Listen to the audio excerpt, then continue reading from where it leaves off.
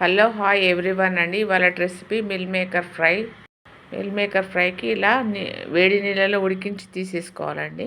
కొద్దిగా ఉప్పు వేయాలి నీళ్ళల్లో. ఉల్లిగడ్డలు ఇలా చిన్న కట్ చేసుకోవాలి.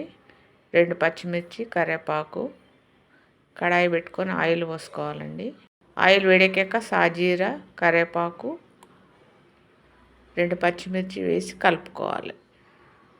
కొద్దిగా పసుపు, అల్లం పేస్ట్ వేసి కలిపాక ఉల్లిగడ్డలు వేసుకోవాలి. ఆ ఉల్లిగడ్డ కొద్దిగా వేగే వరకు చూడాలి. ఉప్పు వేసి కలపాలండి. కలిపాక ఇప్పుడు కారం వేయాలి. కారం వేసి మళ్ళీ మిల్ మేకరు మనం మిగిలిన ఉల్లిగడ్డలు కలిపి వేసుకోవాలండి. వేసి మంచిగా కలుపుకోవాలి. సిమ్లో పెట్టి మంచిగా ఉడికించుకోవాలండి. మూత పెట్టుకోవాలి.